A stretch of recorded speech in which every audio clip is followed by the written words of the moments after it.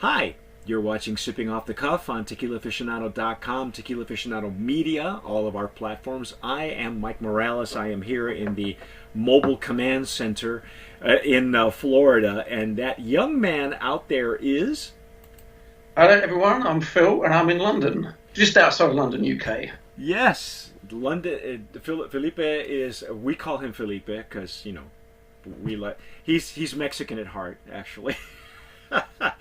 Felipe is our UK correspondent, and Felipe tonight, and I'm hoping to do more and more of these tastings with you, but tonight it's very, very special. We have one of the few samples available of this little guy right here. I don't know if you, there you go.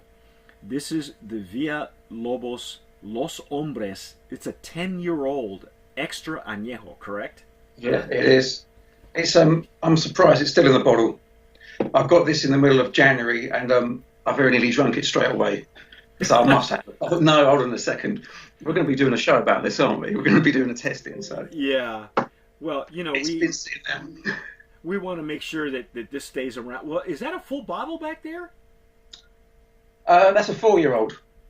That's the extra añejo. Oh, okay, but it's not Los Hombres. It's the extra añejo. All right. Yeah. Well, here's the thing is, the interesting thing is we as a rule, Tequila Aficionado and Sipping Off the Cuff does not take minis, because there's always some sort of, especially when they send it to us, either whether we're in Florida or Texas, there's always a compromise. That there's evaporation, they break. It's just not fair to the brand, that we're tasting. And so ordinarily we don't do this, but after a conversation with Dale Sklar, who is the brand owner, this is Los Hombres and Villalobos is a partnership between Dale Sklar, who you're familiar with out in the UK and in Europe, Yes. and Carlos Camarena. The Carlos Camarena. So if you're not familiar, and if you've not had Villalobos, you can see our review on Villalobos from last year. We actually had to award them a legacy award because it was just beautiful stuff. And the only thing because they're based in the UK, Villalobos now is available in the United States. But this 10-year-old is so rare that you go ahead and show people just that you have a signature from Dale. I've got a printed, and it's personally signed as well, letter from Dale explaining exactly what it is that he'd sent through. Yeah. You can see that. But not only that, there's this little, almost like a business card that was sent through. Oh, check it out. Wow. Yeah, WSI is, I got this one from Tanya. Yep. Yeah, and also it's like this little passport thing that came through. See, I got the small book. I got the hand flyer. You got the entire book. Yes, it's a really decent little thing. It's got the whole history. I think it's basically what's on the website. But right. I mean, it doesn't matter. It's just those little touches that make it all go. And then at the end, they've got each expression with a recommended recipe for a cocktail. Now, the Los Hombres. I got to put on my readers, but bear with me because the printing on the card here, it's Villalobos Los Hombres Extra Añejo, and on the back you can see there's Carlos's picture, kind of like a watermark, and yeah, very cool stuff. The Los Hombres Añejado 10 años. It's aged 10 years old. Very, very limited edition. Let me tell you, this was sent to my bottle was sent to me by Tanya Sklar, and I have to read you this email because this is hysterical and very funny because Tanya is Dale's daughter, who has recently been married and is now living in Tel Aviv. So she says to me, Mike, Happy New Year. I personally sent you my one and only Los Hombres Mini today by post from Tel Aviv. So you got it. This is interesting to me. So you'll be getting Mexican tequila bottled in Arandas, rebottled in London into minis, given to me in France, and then sent from Israel. This bottle has seen more countries than I have probably, and I ever will. It's funny because when I read it, it sounded like a spy novel, like this was all, it came to me in a nondescript bag, right? Was it man in like a top hat and a collar's up? Yeah, exactly. Like they passed in the middle of in front of the Louvre, and they just handed it off to each other. So as you can see, I haven't opened mine. It's dipped in wax, I think. So I think we need to break this baby open, and we're gonna taste it on sipping off the cuff. This is a rare thing that happens. I first of all, let me thank, and I really appreciate the Scholars for coming through and really moving heaven and earth for making this happen. I'm going to use a Glencairn for this. This is a 10-year-old, and I don't know if you can see this or not. And my lighting's here not the greatest. You can see that. It's not as dark as you would think it should be. But again, we're using a mini, but it's got a decent amount of color for it. And let me just pour a little bit. You're going to use a Regal. Okay. Oh my goodness! Wow. This stuff is so rare, folks, that if you find any, and you can get your hands on some of it. My suggestion is buy two, one to drink and one to keep. Oh, look at the color! Look at the color in your glass, though. You've got it's a very rich. It looks really gorgeous in your Riedel, man. Yeah, that's really deep. That's a beautiful color. That's almost a Scotch color. Yes. Yeah, it is. Oh. You guys are killing me. Oh. I don't want to drink it just yet. I could just smell this from. Carry on. Oh my goodness. That's like it's when very the humid tobacco comes out. That's just. Yes. It's very sweet on the nose too, though. Yeah. There's some spiciness. There's some sweetness on the nose. The color, the depth, and the complexity that we're getting from the nose alone defies the color, because you and I, we've been around the block a few times. We've had añejos and extra añejos that were deeper and darker in color with as much complexity, and this one has a lot. Look at the legs and tears on that. That's just really just beautiful. There's a spiciness. There's some honey. It's almost like a toffee to that as well, isn't it? It's very like a caramel or a toffee. You're right. Yeah. Let me see if there are any helpful notes on the card, because the cards and the booklet are full of information, and I think they have really done a great job as far as explaining. Let's see, it's limited edition 10-year-old collaboration with Dale Sklar and Carlos and the families. There were only 2,000 bottles filled in 2017 at La Alteña. That explains. That's the other reason why we decided we had to make. We had to make an exception to our rule, because there's just not enough stuff to go around. 10,000 bottles. That's some states do that on a pallet. So it's aged in ex-bourbon barrels for 10 years, and therefore making this a one-of-a-kind and very unique extra añejo. It still maintains its sweet agave flavor and aromas, yet has the depth and complexity of a rare sipping whiskey or cognac. You're exactly right. And I would even go further and say that you're right. It's almost like the Scotch color. It's I've got here as well this note from Dow is that it's as much as we would like to have called it arresting strength at 49%, it's bottled at 40. So that makes a big difference. The drop on that. Yeah. And I read up somewhere as well that it's around. Yeah, it rests at 49, but it bottled at 40%. So I don't know how that works with anything else, but 49% tequila would be quite. I think Carr has a one at 52 or 53. Yeah, there are a few that are as a matter of fact, Terralta is another one from Felipe Camarena that is barrel strength. You know, they have a 110 Blanco, and they also have a barrel strength extra Anejo, which is really crazy rare. You know, it's hard to find.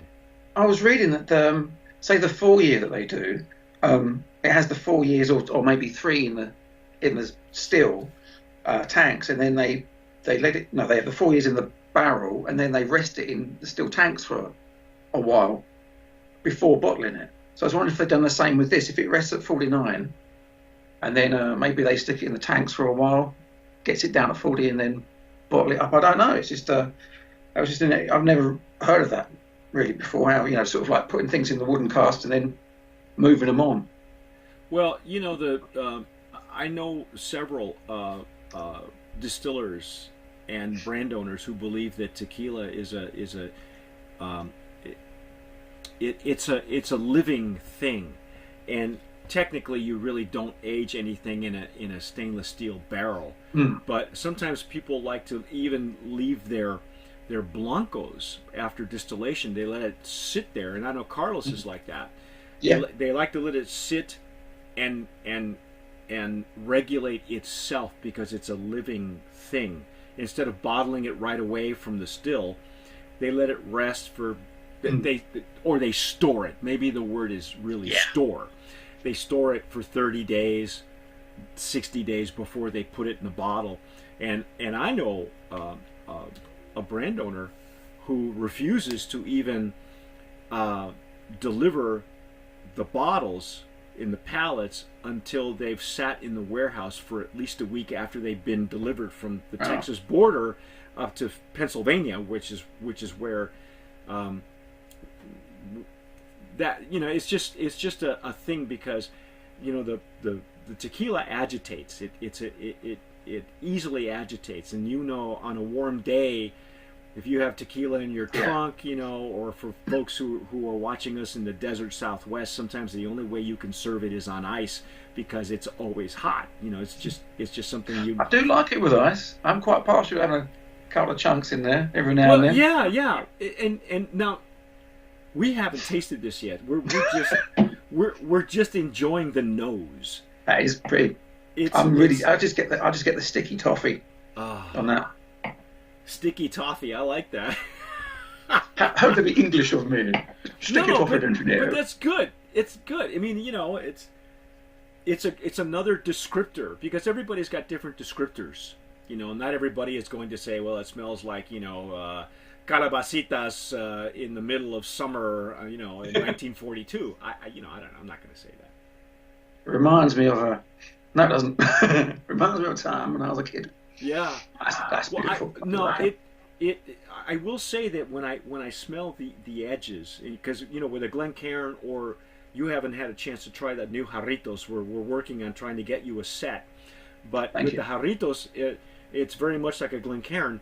You don't have to stick your nose in it and go looking for it, and really, what I'm sensing here on this side, on the sides, Felipe, is the tobacco you mentioned right off the bat.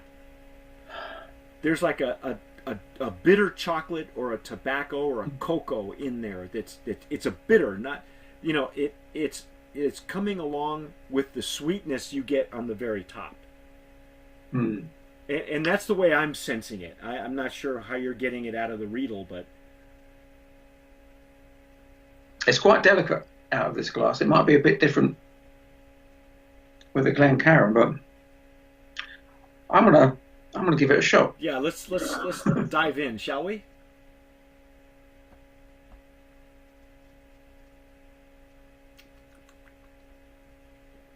Oh, oh my God. Oh, oh, oh. There's barrel, lots of barrel. It's the barrel. It's deep and rich barrel. The finish, nice warm fuzzy on that. Oh, that is good, isn't it? Wow. Okay, I'm going to go on record and say that the next time you and I meet, when we see each other in person, we're sharing a cigar. This is a cigar tequila, right? Oh, that is, yeah, definitely. Now, I'll have to come over and bring you a couple of Cubans. Well, yeah. Couple of Cubans. I was going to ask you exactly what you would pair it with. Now, I think that this tequila is a bit more robust than it looks. Okay, and it does carry a lot of barrel, a lot of wood. But the nose is gorgeous. So when you would pair this with something, as far as a cigar, would you go Cuban or would you go Nicaraguan? What is there a specific brand you want to talk about? Because when it comes to cigars, my favourites are Ramon Alones. But I mean, a good old standard Rocky Patel, which you can get out in the States. Yes, we do go have with that. I mean, we do have them. Very consistent smokes. They're very, very, from beginning to end. Every third is identical. But you don't really want a strong one because it would just overpower. Well, a now nice, see, delicate kind of smoke. The thing that I would probably look for would be a Padron. I don't know if you I'm sure that they're available in the UK, but a good Padron is exactly like Patel. They're all consistent. Yeah. The flavor profiles are really good. I think a Padron wouldn't, like as you said, wouldn't overpower the. We don't want either one to overpower the other. I think if I went lighter with a Drew Estate, this would overpower it. But I think a good, like you said, a Patel or a Padron might really equal out. I think you need to treat it like putting pepper on a steak. This would be the steak, and you just want something just to complement it. Just a pinch. Yeah. Yeah. But this though, you need a like a Robusto, nice fat one, and you can just sit back and sip and just take it all. Yeah, that'd work. That is. It's opening up even more now. Shocking. Gosh. It's all the more sweeter because there's only 2,000 bottles of it.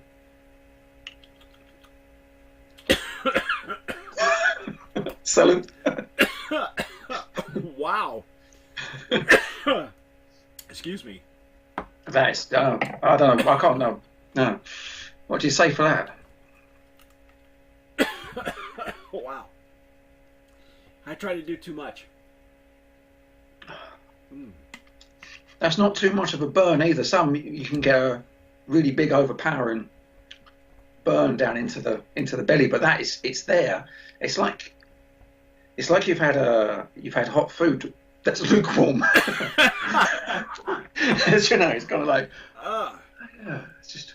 Well, it's got a really medium to long finish, which you could probably attribute to the alcohol by volume.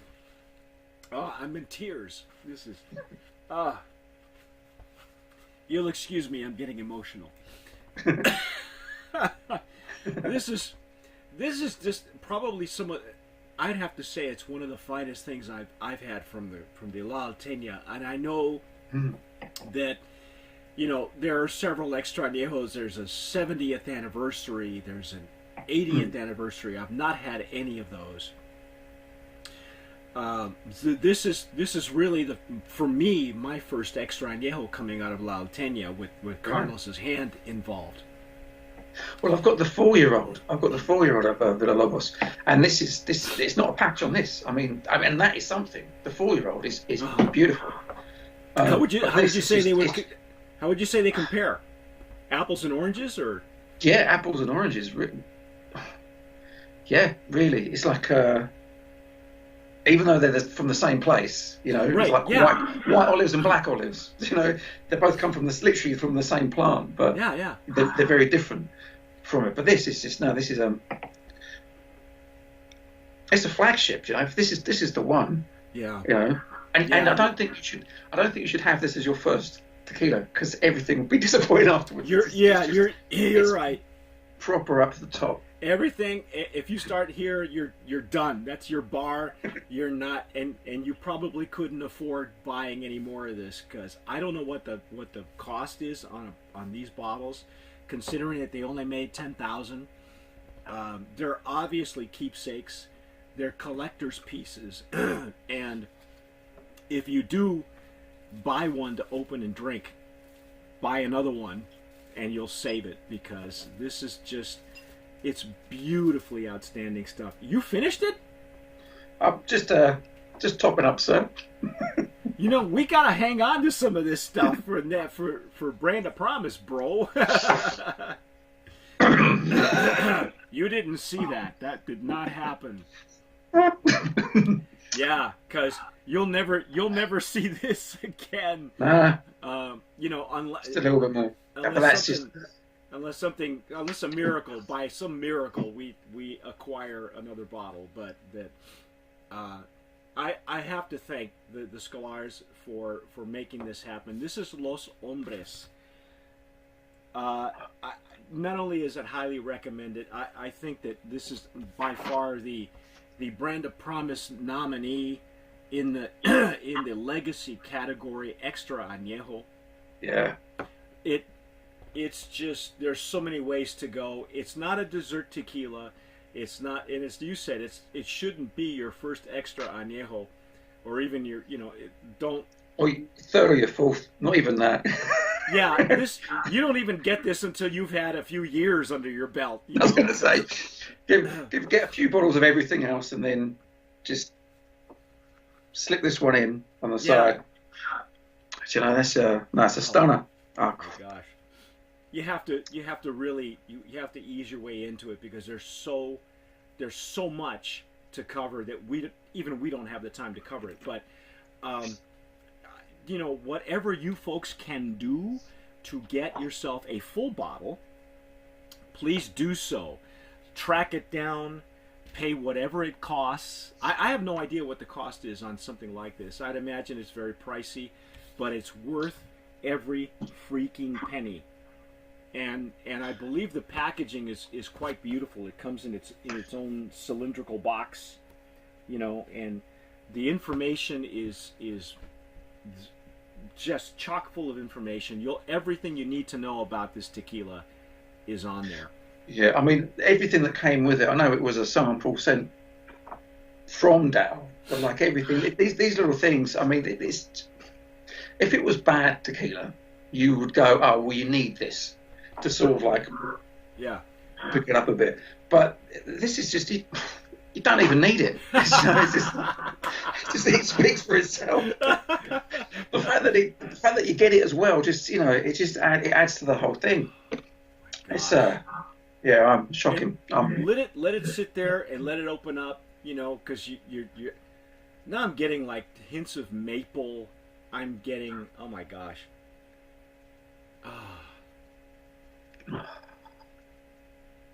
Yeah, as soon as she said maple, there's so much going on and do yourself a favor. I know that probably Felipe that was the glass that you had handy, but if you get yourself a Glencairn, or find the Jarritos, I have a Glencairn, but I thought I'd use one of these. I think that there's even, you are able to draw out even more. This is certainly a tequila that you want, as you said, you just want to grab a cigar and contemplate life. This is one of those that you contemplate life with. It's feet up, look at the stars. and just forget Yeah. for an hour. You know, just reset yourself, tequila. You know, it's just. Oh, look at that! Reset yourself, tequila. I love it. You guys can use that. It's okay. Please do. Yeah, Felipe only requires 10 cents every time it, 10. What is that, it? on the dollar, 10 cents on the dollar. 10 cents Or was it on 10 the dollar, yeah. This has been beautiful. This has really been a treat. I'm so glad that that they were able to get you a sample in the UK and myself here in Florida, because they literally moved heaven and earth to get us, what they could, and we so appreciate the Scholars. And let me get also get the importer in the United States.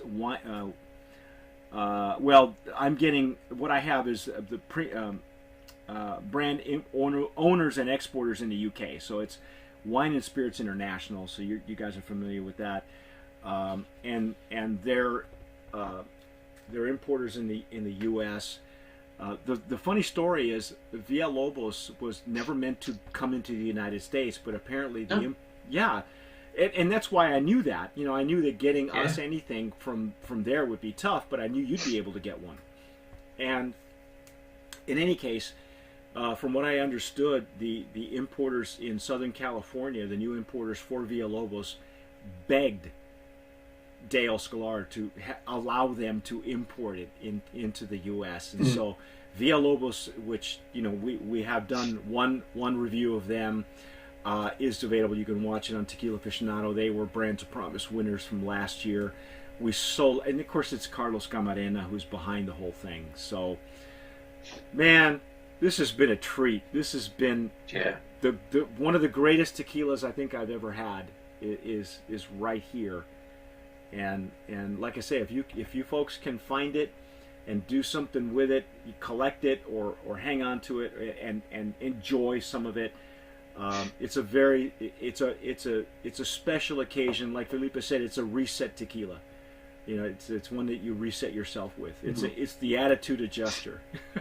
I do confess though, if people come round and they'll just say I'm not having tequila, because obviously we have this big thing about it in the UK about it. You have it at the end of the night and you fall over with it. And I'll give them like an extra añejo or just an añejo, one that's really smooth. And it's never one that anyone expects. Say like, that's tequila.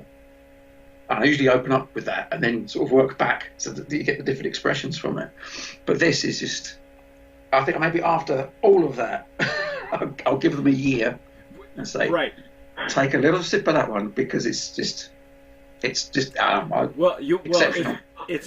Yes, I agree. I totally agree, and I think it's something that you have to earn. I think at this point, the quality that there is involved in this tequila, you must earn it.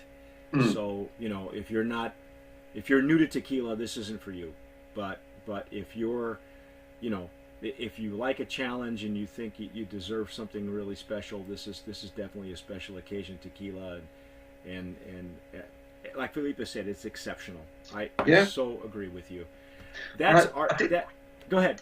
I'm going to say I did read that it was because it's 30 years since the Scar and Camarera got together, hence it being like Los Hombres.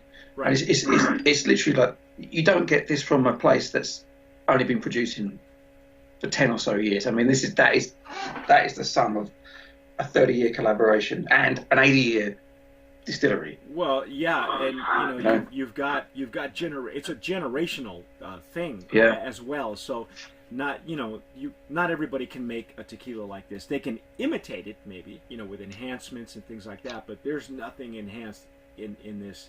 This is all great tequila and smart barrel management, because that's the only way you can achieve something this well.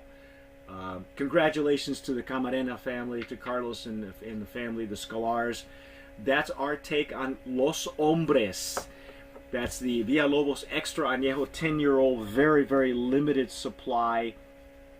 Get yourself a bottle. Get yourself the information. You will not ever be sorry.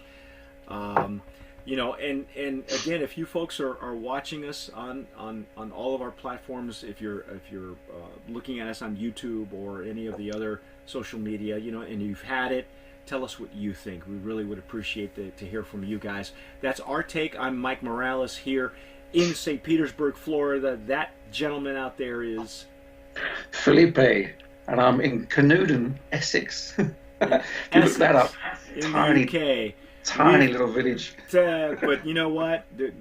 With a big taste, and we whatever you folks do, remember, as we say in Spanish, tomar sabiamente, sip wisely.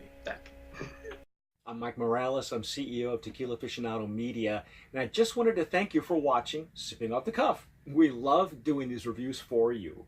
Now, if you're an Agave Spirits brand owner and you're watching this, there are 3 things that I'd like to talk to you about. Number 1, if you'd like us to review your Agave Spirit on Sipping Off the Cuff, just send me an email, mike@tequilaaficionado.com.